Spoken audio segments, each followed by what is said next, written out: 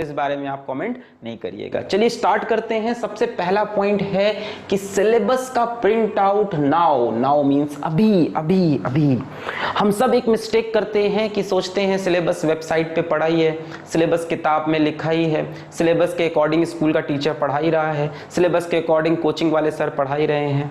और यहीं पे हम लोग एक बड़ी मिस्टेक कर जाते हैं, क्योंकि आज के वीडियो की मेरी एक लाइन है, डोंट डिपेंड ऑन एनीवन। हम लोग भी यही सब मिस्टेक करते थे।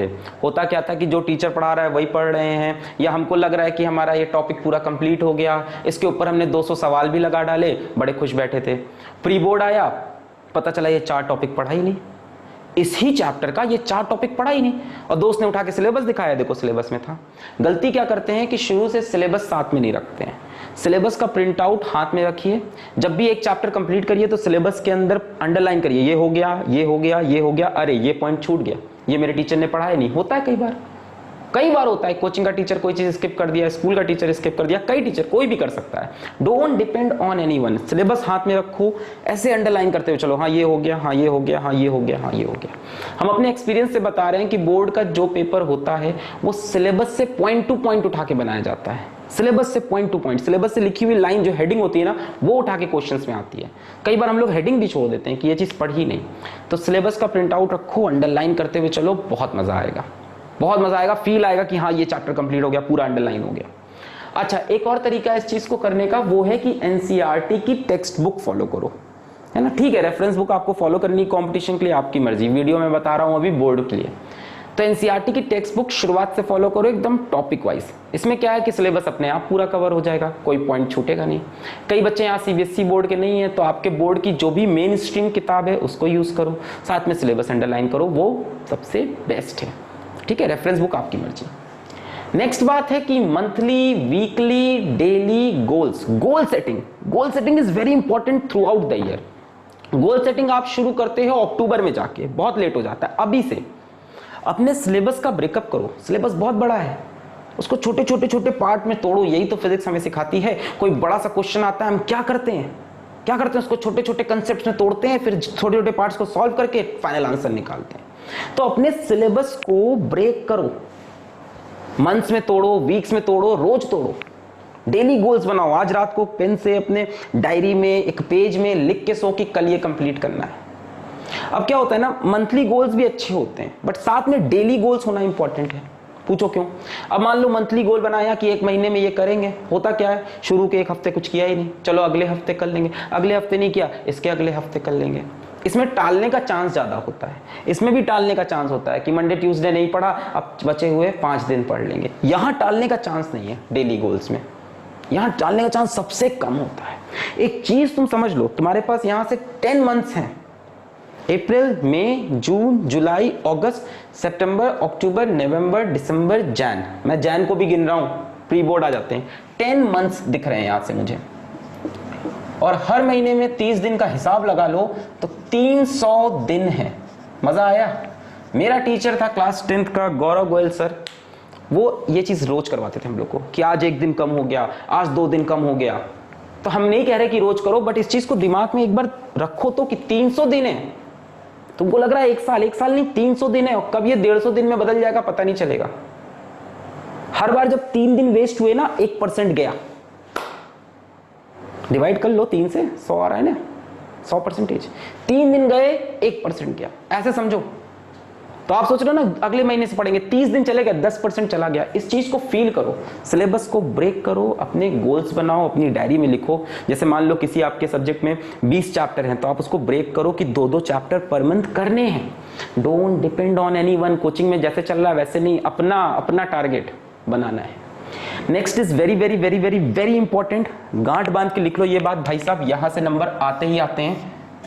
ठीक है, teaching experience, previous year paper, board के प्रीवियस ईयर पेपर खरीद लो, चैप्टर वाइज खरीद लो, और शुरुआत में खरीद लो। बच्चे पहुंचते हैं ये खरीदने नवंबर में।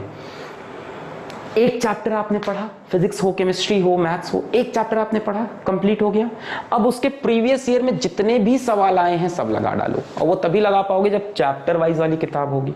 वैसी किताब ना हो जिसमें 96 का पेपर दिया है, 2006 का पेपर दिया है, 2015 का पेपर दिया है, अब उसमें ढूंढ रहे हैं बैठ के कि ये किस चैप्टर से आया। नहीं, चैप्टर वाइज किताब खरीद लीजिए, जिसमें एक एक चैप्टर से कितने सवाल आए हैं आपको मिल जाए। अब उसी चैप्टर के, जैसे मान लो आपने इलेक्ट्रिक चार्जेस एंड फील्ड के आपने 100-150 सवाल लगा लिए और आपने बोर्ड के प्रीवियस ईयर के सवाल नहीं लगाए, क्या फायदा? कब लगा रहे हैं? बैठ के दिसंबर में लगा रहे हैं। देखो बोर्ड में एक चीज बड़ी कॉमन है कि प्रीवियस ईयर के क्वेश्चन का रिपीट होना या उसके सिमिलर क्वेश्चन का रिपीट होना। लिमिटेड क्वेश्चन है बोर्ड वालों के पास, लिमिटेड क्वेश्चन। तुम पिछले 20 साल का पेपर उठा लो, अपने आप तुम्हारे 70 में से 50 नंबर कंफर्म। तो बहुत इंपॉर्टेंट है कि प्रीवियस ईयर क्वेश्चन सॉल्व करो। लैंग्वेज चेंज करके आ जाता है, this is the one of the most important thing, और ये बच्चे बहुत लास्ट में करते हैं और टीचर्स भी नहीं फॉलो कराते, बहुत लास्ट में करते हैं। So this you have to do from the beginning if you are preparing for your board examination. तो शुरू से ये चीज करते हुए चलो, चैप्टर खत्म हुआ, साथ में सवाल लगा लो, तुम्हें कॉन्फिडेंस आएगा कि हाँ इसके मैंने प्रीवियस ईयर सवाल लगा रखे हैं।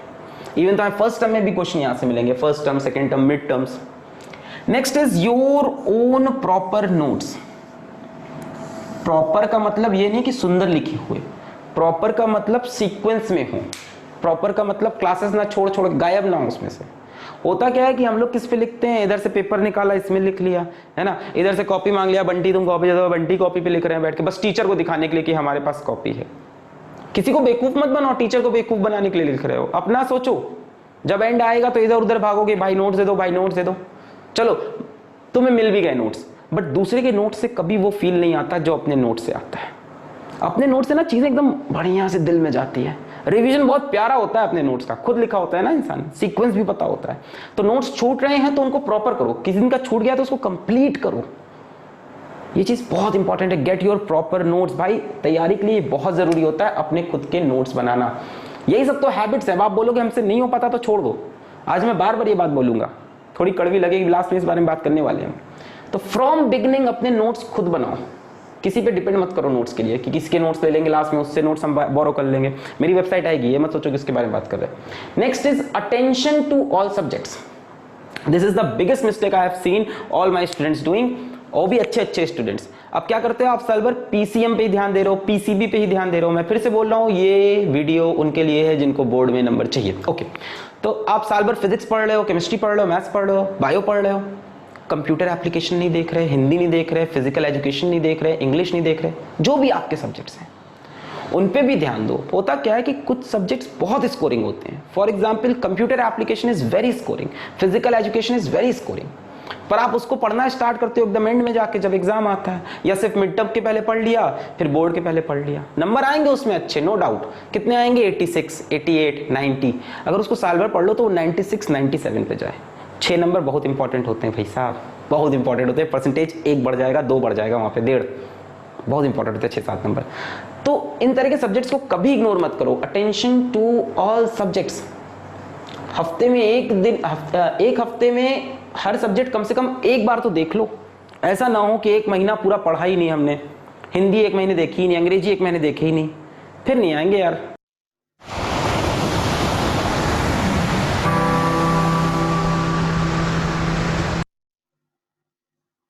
फिर 90 नहीं आएंगे, है ना। एटलीस्ट वंस अ वीक में एक दिन तो सारे सब्जेक्ट्स हो जाने चाहिए, है ना। एक दिन कभी ना कभी तो उसको छू लो। स्कोरिंग होते हैं यार, क्यों छोड़ रहे हो? उसमें कम पढ़ाई में ज्यादा नंबर मिल रहे हैं, थोड़ा सा उस पर ध्यान देना है, ठीक है। अब उसमें मजा क्यों नहीं आता? कहोगे सर उसमें मजा नहीं आता, क्योंकि आप उसको छोड़ रहे हो। लास्ट में पढ़ोगे तो मजा कैसे आएगा? इंटरेस्ट तभी आएगा जब उसको आप रेगुलर पकड़ोगे। तो स्कोरिंग सब्जेक्ट को मत छोड़ो। परसेंट इसमें नंबर 10 बढ़ाओगे, उधर परसेंटेज 2 बढ़ेंगे, और इसमें 10 बढ़ाना आसान होता है। आगे आते हैं regular revision, which is very very very very very important. Regular revision, एक चैप्टर पढ़ा, उसके 200 सवाल किए, और बोर्ड में उसका जब पहुंचे तो उसका सवाल नहीं हुआ क्योंकि लास्ट में रिवाइज नहीं कर पाए। रेगुलर रिवीजन, आपका वीक में एक दिन होना चाहिए जिस दिन आप किसी की बात नहीं सुनोगे, सिर्फ और सिर्फ रिवाइज करोगे हफ्ते में जितनी चीज पढ़ी उसको। एक दिन होना चाहिए, सैटरडे हो, संडे हो, फ्राइडे हो, कुछ भी हो, एक दिन आप सिर्फ उन चीजों को रिवाइज करो जो इस हफ्ते आपने पढ़ी। फिर उनके बनाओ सुपर शॉर्ट नोट्स। एक कॉपी हो गई फिजिक्स की, रिवीजन नोट्स कह लो, सुपर शॉर्ट्स नोट, एक केमिस्ट्री की, एक मैथ्स की, बायो की, इंग्लिश की। ये कहां से बनाओगे? ये बनाओगे आप अपने प्रॉपर नोट से, अपने नोट से। इसमें आप क्या इंक्लूड करोगे? इसमें आप जैसे नोट्स अपने बनाए, मान लो एक चैप्टर का नोट्स 30 पन्ने का है, तो बार बार 30 पन्ना रिवाइज नहीं कर सकते ना। तो क्या किया, उस 30 पन्ने को हमने समराइज किया 5 पन्ने के अंदर, यहां डाला, मजा आ गया। रिवीजन नोट्स, नाम दे दो इसका महाभौकाल नोट्स, कुछ भी नाम लिख दो जो तुम्हारा मन करे, जिसको देख के एनर्जी आए। अब इसको रिवाइज करना और आसान हो गया। नेक्स्ट टाइम रिवाइज पे खटखट देखा और इसको खुद से बनाया तो मजा आएगा। ये सब चीजें कहीं ढूंढो मत इंटरनेट पे, ये खुद से करो। हाथ चलाना पड़ेगा भाई साहब, खुद से करना पड़ेगा, बहुत इंपॉर्टेंट है। इसमें प्रीवियस ईयर के क्वेश्चंस डाल दो, प्रीवियस ईयर में देख रहे हो एक ही चीज बार बार आ रही है, उठा के वो पॉइंट लिख लो कि ये तो बार बार आ रहा है। ये आपका लास्ट एकदम फाइनल टच होना चाहिए। ये अभी से प्रिपेयर करो। ये प्रिपेयर आप अक्टूबर में करते हो, ये आपका तैयार रहे सारा, आपका जो ना जितना भी एमिनेशन है, स्टेन गन, जितना भी आपका बम वम है, सब लेके चलो, गोला बारूद, लास्ट में जाके बस मारना है, दुड़ी उड़ा देना है। उतना रिवाइज करो अच्छे से, इसको मत स्किप करना। मैं बता रहा हूं, इसको आप स्किप कर दोगे, होगा ये कि आपने शुरू में